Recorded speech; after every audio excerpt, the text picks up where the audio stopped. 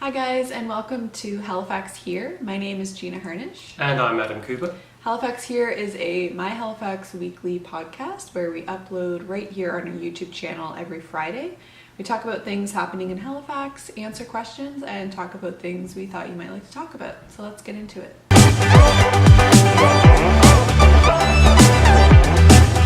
So for this week's episode, we're going to be talking about Easter and what it was like for me growing up here and what it was like for Adam growing up in England. And we thought it might be a good topic to talk about because this episode is going to go up on Good Friday. So Adam, what was it like for you growing up around Easter? Easter was fun. I mean, really, to be in full disclosure, I really wanted to do this episode about Easter because I have the best Easter story. Okay. So Easter was, for us as kids, was always, we'd have Easter eggs, and my parents would always give us Easter eggs. It was like, that's a regular normal thing. One year they decided to do this Easter egg hunt, and they sat down, they wrote it out, there's clues everywhere for us to figure it out. And they were like, they didn't get up. We had to figure. I don't know if we were supposed to wait for them. Maybe I guess we were supposed to wait for them, but we didn't. We were trying to solve it. It was so hard, unbelievably hard. They wanted you to work for those Easter eggs. I just didn't think that. I don't think they realised how stupid we were, to be honest. But the one, it started in our living room, and then we had to go somewhere where food was prepared. So we all went to the kitchen, and then we were looking through the kitchen. There's no clue anywhere because it was really the oven that this note was, and it was just hunting for everything. And it got to a point where I think we ended up in our dining room, and there's this clue where we just couldn't find what it was. And it was something about relaxing and reclining, and in a fit of drama I fell on the ground,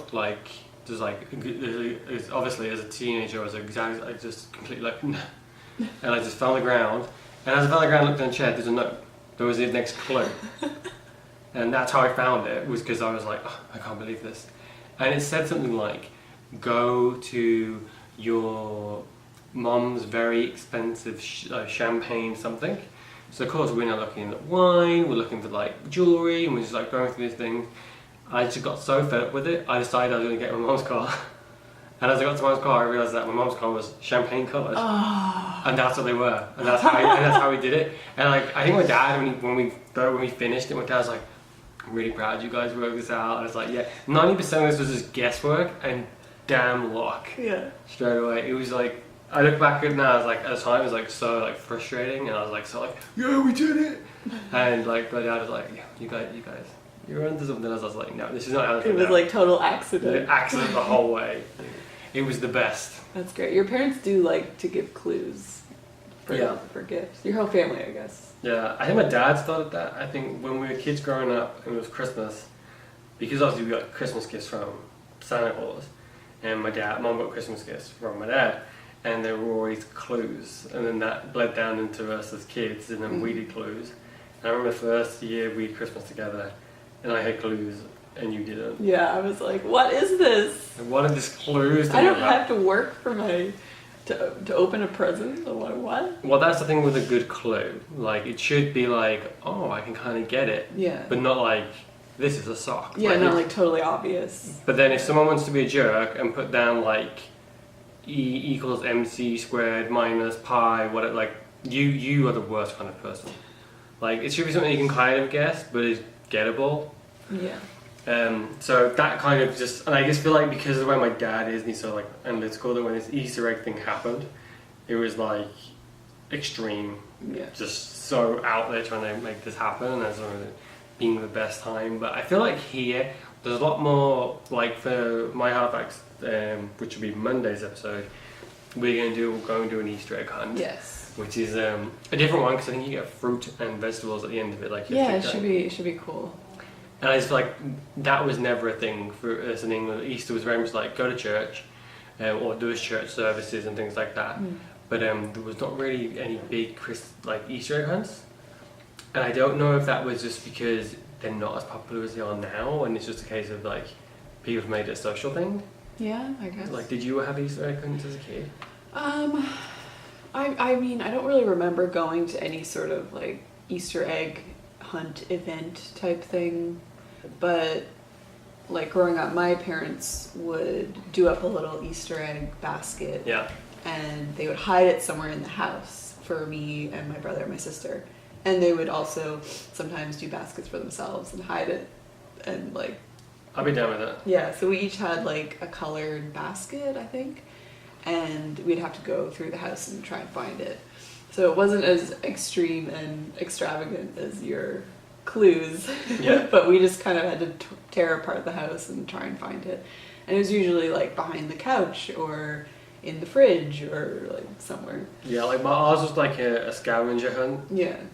And it was like my brain power's here, and it was like right there, and I was like, whoa. Did you do that every year? Were there one year? That was 1 year, and I think that was because it was such a wrong success that I never repeated again.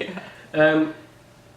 But also, I had this conversation today. Like in England, you get eggs, like the actual chocolate eggs, and they usually have like 2 chocolate bars with them, or there'd be like a big egg somewhere. And it was always like this big conspiracy theory that you pay so much money for this like Cadbury's cream egg with this giant chocolate egg, but it's like weighs less than 2 cream eggs, and you pay like 4 times the amount you pay for like 3 cream eggs. Yeah. But I think it was just so you could have the big egg, and it was like kind of like what it represents. But there doesn't seem to be many Easter eggs here. No, I mean, the only like big egg I can think of is like the Kinder surprise eggs. They do the big ones for Easter, but we have like chocolate rabbits or chocolate something like chocolate like a truck or a tractor or something or some sort of. But it's like a chunk of chocolate that they shape or mold, right? Or it's like hollow. It's hollow, but it's like it's shaped into a something. Because there was something about getting the big egg. It looks like a small football, and trying to peel like the wrap foil off it without ripping the foil. Yeah. It's very satisfying. Yeah. And then after you finish doing that, you get to the chocolate. It's like bang. Yeah. But no, Easter for us was very much like more family stuff than like big events now. But I know like we family event we'll do Saturday, and there was like an easy. I could probably find like 12 similar events that were very much like the scavenger hunt things happening. So there's a lot of Easter egg hunts happening. But I don't remember that so much in England growing up. I mean, like, if you go to a school, they would usually, like, for us at school, if I can remember rightly. And it would depend, because I think in my class there was a kid that was lactose intolerant. So then they didn't do things like give chocolate to everyone because he was left out. Yeah. Which makes sense. But then, you know, in other environments, like, sometimes teachers make you, like, they get, like, a giant, big, huge bag of, like, mini eggs. And they put like a little basket and put like 4 in and be like, oh, happy Easter, kind of thing like that. But here there seems to be a lot more community events that you can go and do. Because that thing we're going to go and do Saturday, that looks like a ton of fun. It does. Like there's somewhere they've hidden like 8,000 little eggs, and you have to collect 12. And you're just like, that's so cool. And each color represents a different fruit that you can get or something. Yeah. Yeah. No, I don't want to give you away too much information. Yeah. Tune in on Monday. The whole video. But I just find that like Easter for me, I think there was so much of it that was religious, that it was almost focusing more on the religious side of it than you get to get a visit from the Easter Bunny. Yeah, same here. I mean, I remember going to church and Sunday school and all that. And also, my birthday is on the 29th, so I remember one year my birthday fell on Good Friday, so for me it's just a lot of like birthday, Easter celebrations happening. Yeah, I mean this year Easter Sunday falls on April Fool's Day. Yes. So a good trick would be to tell people that you have done an Easter egg hunt for them, and see how long it takes them to find the Easter eggs that aren't there. Oh, that's mean. And then when they don't find the eggs, be like, haha, April Fools. I saw this thing on Instagram, which was someone making candy apples out of onions. Oh, that is the hateful. Man, I guess you could do that for Halloween, but it's more of like an April Fool's Easter. Yeah, that's too far. Like making someone like search for 5 minutes to find an Easter egg that doesn't exist is kind of funny. But giving someone like a caramel apple, like I'm not a fan of practical jokes. Like me neither. So and if that, and especially if it's to do with food, because like I'd be just Yeah, no, No. I would be so upset. And that is not in the spirit of Easter. No. So did you ever give Easter eggs out to people, or was it just your parents to you? I think when we got older, we would give Easter eggs to our parents. I think we would try and hide them for our parents. Yeah. Too. Yeah, that was pretty much our tradition every Easter.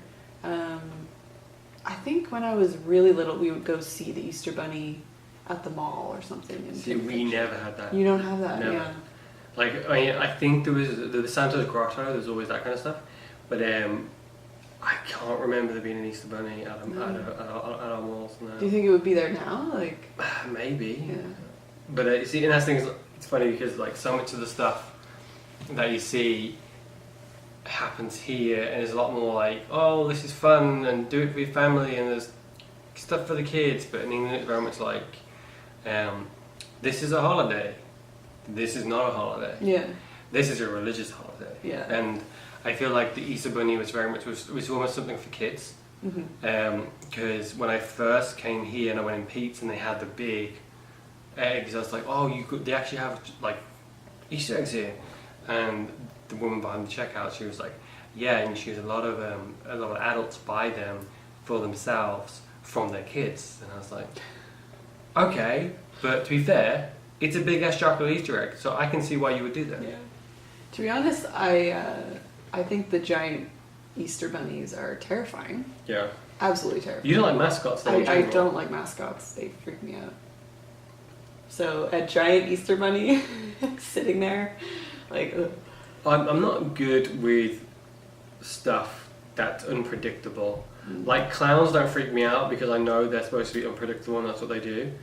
But I was at a Mooseheads game and the Moosehead mascot came into the booth we were in and he stood behind my friend. I said to her, like, there's a massive monster behind you, which I probably shouldn't have said because she had no idea what was going on. So he turned around and he was like, "Ooh."